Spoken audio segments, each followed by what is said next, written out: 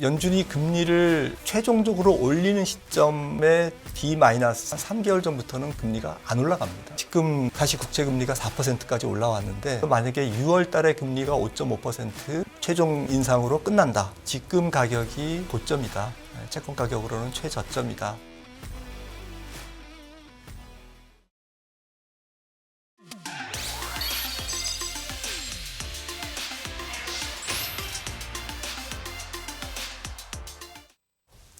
네, 김한진 박사를 모셔볼 텐데요. 사실 오늘 할 얘기는 전반적으로 경기에 대한 얘기를 좀 해보도록 하겠습니다. 사실 요즘 보면 경기에 대해서 우리가 뭐 하드 랜딩, 소프트 랜딩까지는 알고 있었는데 이제는 아예 착륙을 안 한다. 노 랜딩 떠 있다. 뭐 이런 얘기까지 좀 나오면서 네, 저는 개인적으로 노 랜딩은 진짜 그냥 괜히 만든 말이고요. 그렇지만 어쨌든 노 랜딩에 대해서 사람들이 얘기하니까 그 얘기도 있고 그러니까요. 확실히 주식시장은 이제 경기를 확실히 더 보는 것 같아요. 관련돼서 좀 여쭤보고 싶습니다. 네, 이분께 누구보다도 어떤 분한테 보다도 이런 얘기를 네, 잘 예. 여쭤볼 수가 있는데요. 김한진 박사 모셔볼게요. 안녕하십니까? 네, 안녕하세요. 안녕하세요. 네.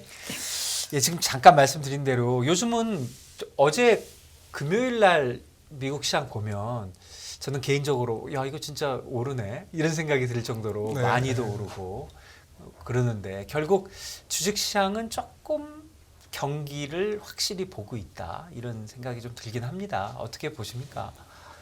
네, 뭐 개인적인 생각에는 뭐 1월 달에 주가가 올라가면서 약간 과열 네. 기미를 보였죠. 예. 그래서 과열이라고 하면 뭐 판단 기준이 여러 가지가 있을 수 있지만 저는 제일 중요시 여기는 게 금리 대비 주식의 기대 수익률을 네. 제일 중시하는데 지난번에도 한번 말씀드렸듯이 뭐 미국장 같은 경우에 특히 금리 대비 주식의 기대 수익률이 2007년 정도 수준까지 낮아졌습니다. 그러니까 주식해서 이게 벌 수 있는 확률이 조금 그 기대가 굉장히 낮아졌다. 네.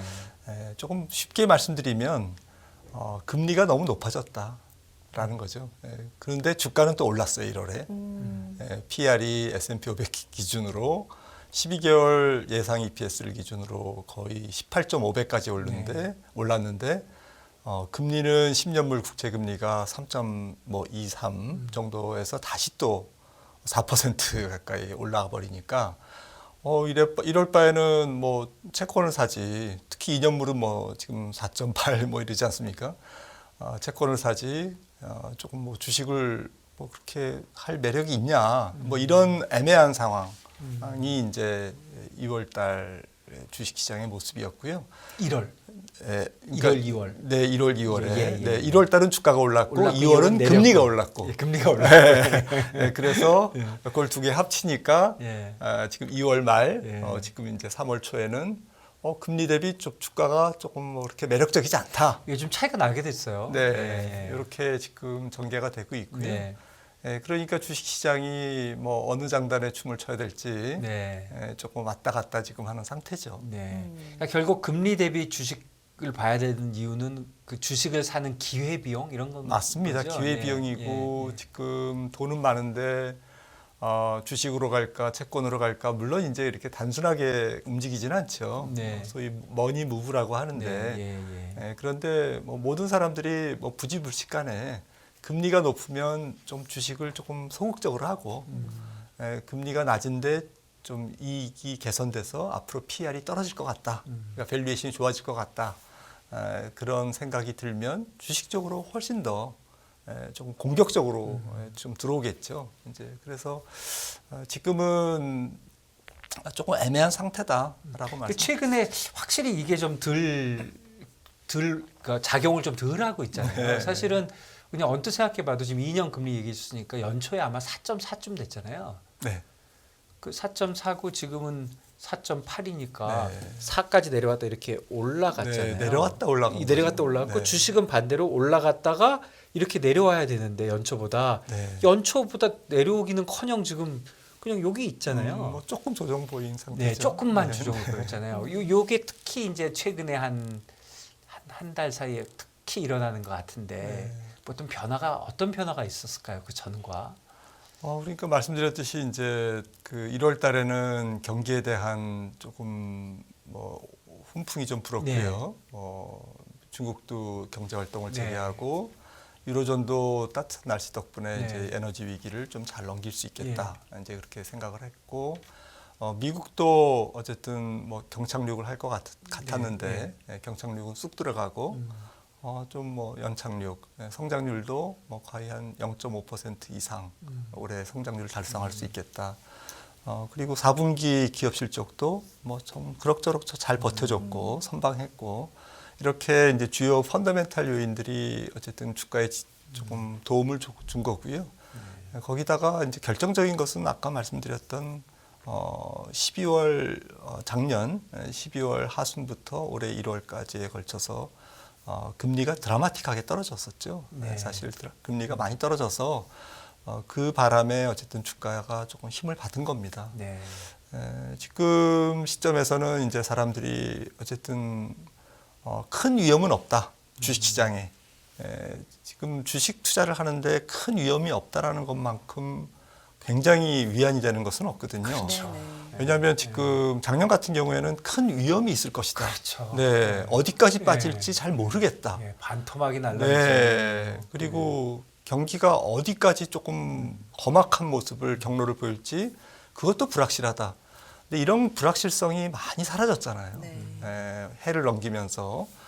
그러니까 올해 매크로 지표의 어쨌든 초점은 하방 위험이 얼만큼 클 것이냐라는 것보다는 상방 위험, 상방의 기회 쪽으로 업사이드 포텐셜로 어느 정도 조금 뭐 기대를 우리가 주식시장에 기대를 해야 될까? 약간 이제 부정적인 쪽에서 포지티브한 쪽으로. 네. 네. 그래서 조금 분위기가 달라졌죠. 네. 근데 이제 위쪽으로 얼마나 올라갈 거냐는 사실은 이제 대세 상승장이냐 아니냐라는 네. 건데 대세 상승장이 되려면 지금 말씀 나눴듯이 일단 뭐 통화 정책이 조금 이 불확실성이 사라져야 네. 되고 그리고 경기는 괜찮은데 괜찮은 정도만 갖고는 대세 상승장이 이루어질 수가 없고요. 네. 조금 더 기업 실적이 정말 이제부터는 좋아진다. 그래서 좀 주가가 비싸도 앞으로 기업 실적이 좋아지니까 주식을 조금 더 적극적으로 사야 돼. 살 필요가 있어. 네. 안 사면 안 돼. 이런 쪽으로 이제 분위기가 바뀌어야 네. 이제 소극적인 어쨌든 방어 장세에서 박스권 장세에서 적극적인 이제 대세 상승장으로 넘어가는 거죠. 이제 지금 그 과도기라고 볼 수가 있겠습니다. 네. 개별 기업 실적은 물론 개별 기업들만의 문제가 있겠지만 네. 전체적인 기업의 예를 들어서 미국의 S&P 500개 기업의 기업 실적 이런 게 좋아지려면 경기가 좋아지면 좋아지는 거죠. 뭐 경기랑 똑같이 가지는 않겠지만 네. 그래도 전체적인 뭐 기업 실적의 궤적은 경기 궤적이랑 거의 일치하죠. 네. 일치하기 때문에 어쨌든 그래서 뭐 경기 기업 실적 뭐 같은 방향이라고 봐야 안 되겠습니까? 네. 그러면 지금 그러면 그 경기 궤적이 지금 어디쯤을 네, 그리고 어디쯤인가요? 네. 지금 미국, 유럽, 네. 중국은 어디쯤 가고 있는 네. 겁니까 지금? 경기 선행지수로 보면 네. 뭐 전 세계 경제는 지금 내리막이고요. 네. 지금 후퇴기에서 불황기로 지금 들어가고 있고요. 후퇴기에서 불황기로. 네, 그러니까 조금 보다 더 깊은 경기 둔화기로 가고 있다. 네.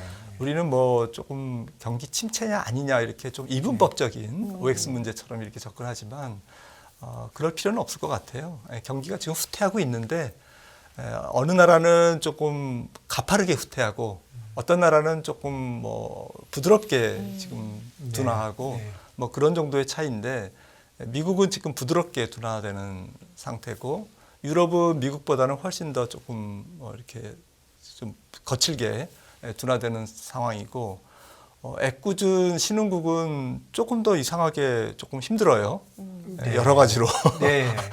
여러 가지로 힘든 상황이고 신흥국이 힘든 이유는 그렇죠. 세계 교육이 굉장히 올해 안 좋으니까 세계 교육 증가율로 보면 한 1.6% 예상이 되는데 과거 2010년에서 2019년 평균은 거의 5%였거든요. 그러니까 굉장히 낮은 교육 성장률에 물가는 높잖아요. 그러니까 신흥국 경제가 굉장히 조금 이렇게 어렵죠. 그럼 신흥국 경제 관련돼서는 연초에 그런 얘기 좀 많이 나왔던 것 같은데 금년에는 2023년에는 미국의 돈이 신흥국으로 좀 갈 것 같아. 뭐 그런 얘기 많이 네. 들었던 것 같아요. 펀드 매니저들이 뭐 올해는 미국보다 뭐 한국이 좋아, 뭐 중국이 좋아 이런 얘기 하면서 특히 이제 중국은 빼더라도 이렇게 신흥국으로 가려고 하는 움직임이 있었던 거하고 요 지금 교역이 나빠져서 신흥국이 좀 어렵다는 얘기는 조금 반대되는 얘기가 들리는데 어떤 겁니까? 최근에 교역이 나빠진 건가요? 아니면 저는 원래 좀 반대했습니다. 거기에 대해서요. 돈이 네. 선진국에서 이제 신흥국으로 적극적으로 움직일 거다. 예. 이제 그 얘기는 사실은 달러가 본격적으로 약세로 그렇죠. 가야 되고, 예, 예. 물론 이제 돈이 움직여서 달러가 결과적으로 예. 약세로 갈 수 있지만, 달러가 기본적으로 강세 기조에서 약세 기조로 갈 수 있는 그런 환경은 네. 전 세계 경기의 온기가 조금 뭐 움목에서 아랫목으로 다 이렇게 퍼지는 경기에 이제 조금 확장세가 그래도 엿보이는 확장세가 앞으로 있을 것이다라는 기대감이 높아져야 사람들은 뭐 정말 수익률이 조금 더 높은 성장률이 높은 신흥국으로 돈을 가지고 가고 그리고 밸류에이션도 선진국보다는 신흥국이 싸거든요. 네. 그렇기 때문에 조금 더 이렇게 적극적으로 신흥국 쪽으로 자금이 몰릴 텐데 지금은 올해는 제가 볼 때는 전체적으로 과도기죠. 네. 왜냐하면 선진국의 지금 어쨌든 금융 긴축이 미국의 연준의 금융 긴축도 지금 3월 22일 FOMC가 뭐 다음 주에 벌써 네, 벌써 그렇습니다. 네.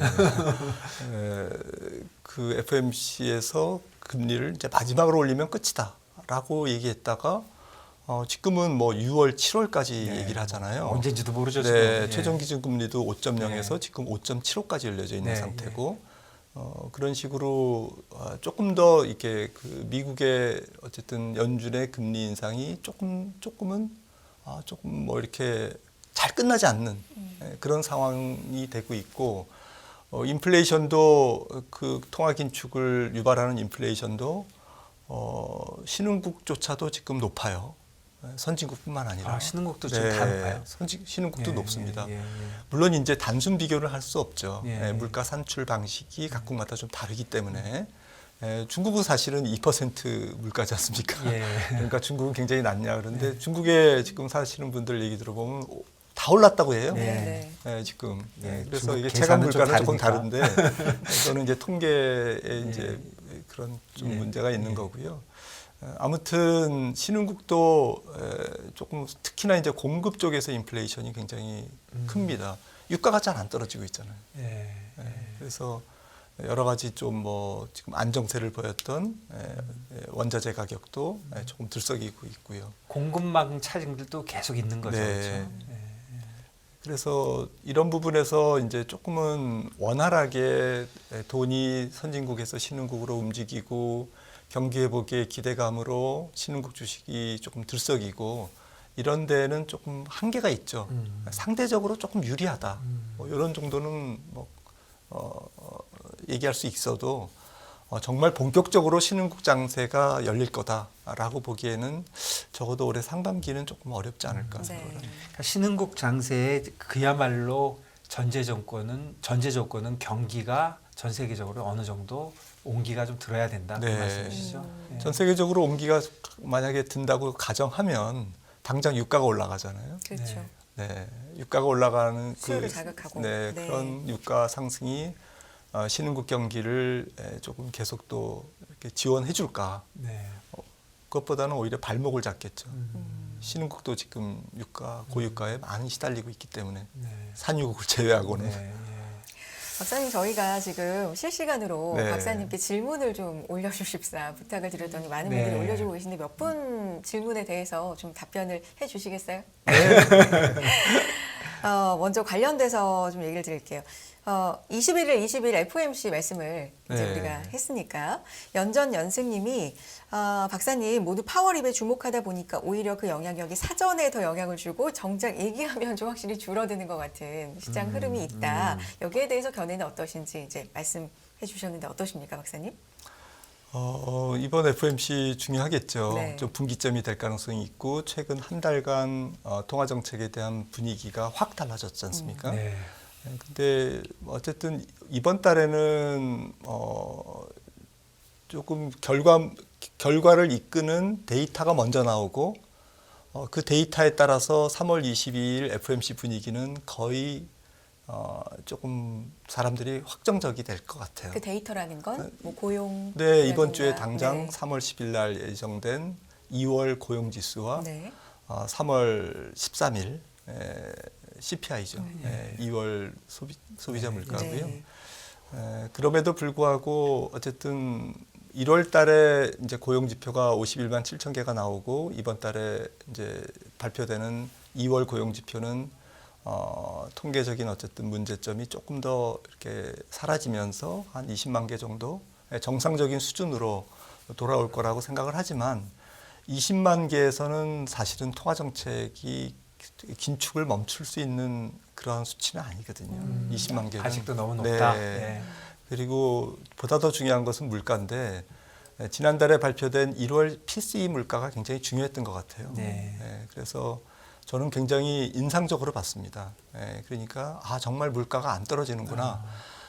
쉽게 말씀드리면 미국 근원 PCE 물가는 450bp의 금리 인상을 1년 동안 벌였지만 연준의 어쨌든 상당히 모욕적인 결과물을 지금 보이고 있다. 그러니까 연준은 굉장히 가성비가 낮은 비효율적인 통화 정책으로 근원 PCE 물가를 못 잡았다라는 것이 결론이거든요. 1년 동안. 그러니까 1년 동안 계속 왔다 갔다 한 거예요. 근원 PCE 물가가. 근원 PCE 물가가 2%까지 떨어져야 연준은 통화 정책을 일단 후퇴한다라는 얘기잖아요. 명분이 되죠. 네. 1월 달에 그런데- 몇 프로 나온 거죠? 네? 1월 달에 근원 PC가 4.7이죠. 4.7이죠. 네, 4.7이고 3개월 이동 평균으로 보시면은 지금 혹시 자료가 있는데요. 한번 볼까요? 3개월 이동 평균으로 네. 보시면 거의 작년 2022년 이때가 이제 3월이죠. 네. 계속 이 상태입니다. 안 떨어지네요. 안 떨어집니다. 1개월 연율도 지금 다시 지난달에 7.2%로 올랐죠. 펄펄 끓고 있는 개인 소비 지출 때문에 그런데요. 이게 이제 구조적이다라는 거죠. 미국 경제가 상당히 신기한 것 같습니다.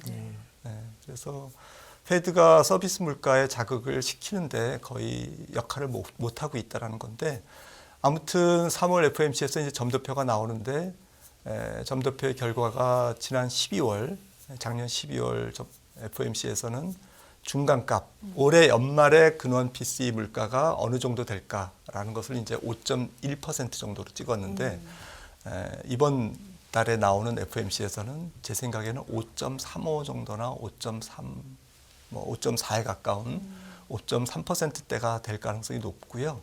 그거는 5.5%까지 금리를 올리는 거를 베이스 시나리오로 연준 위원들이 생각하고 있다라는 것을 의미합니다. 5.5%라면 6월까지 베이비 스텝으로 3번 올리는 거죠. 네. 알겠습니다. 시간은 없는데 많은 분들이 지금 질문을 올려주셔서 제가 좀 빨리 그래도 가볼게요. 채권 관련된 질문이 확실히 최근에 상황이 그렇다 보니까 좀 많은데요.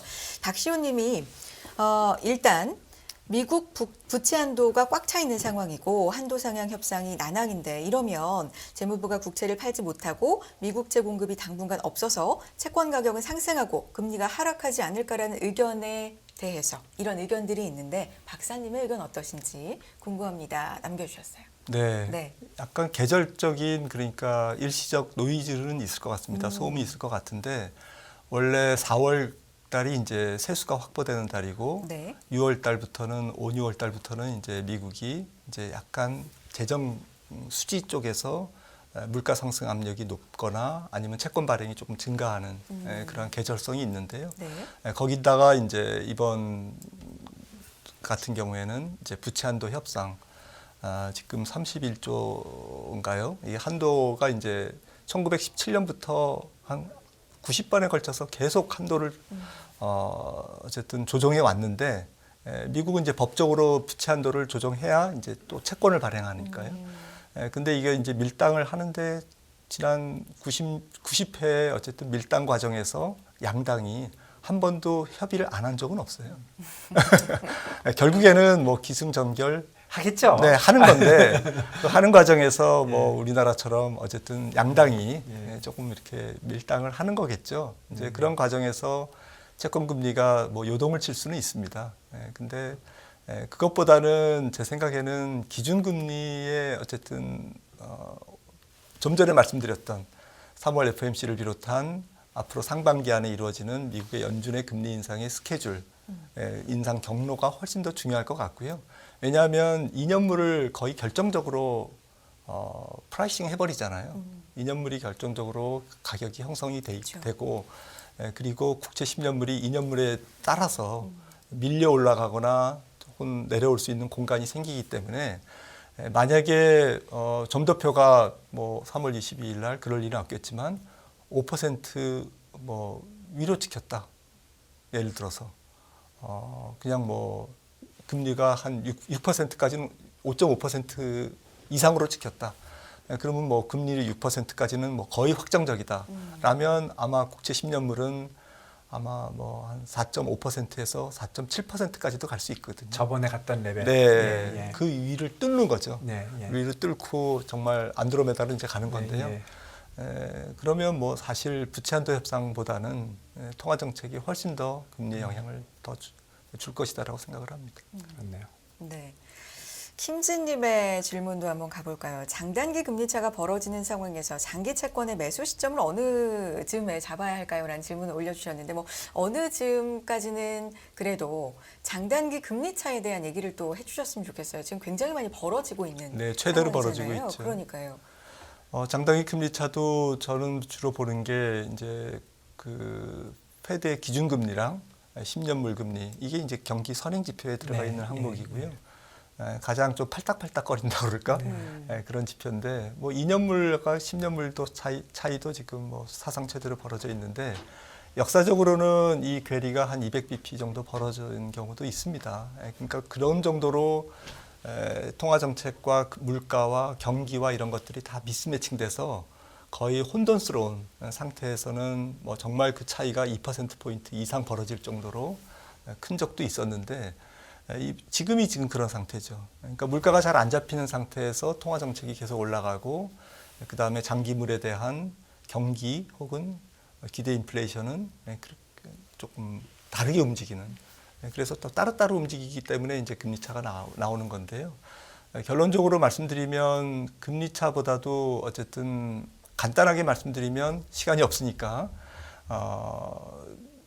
연준이 금리를 최종적으로 올리는 시점이 중요할 것 같아요. 올리는 시점에 D-한 3개월 전부터는 금리가 안 올라갑니다. 그러니까 만약에 3월이 최종 금리 인상 시점이었다, 이번 달이. 그러면 사실은 10년물 금리는 확실하게 내려가 있었겠죠. 그러니까 이번 인상 텀의 마지막. 네. 그런데 이게 3월이 네. 사실 6월로 지금 바뀐 거 아닙니까? 조금 이연된 거 아닙니까? 네.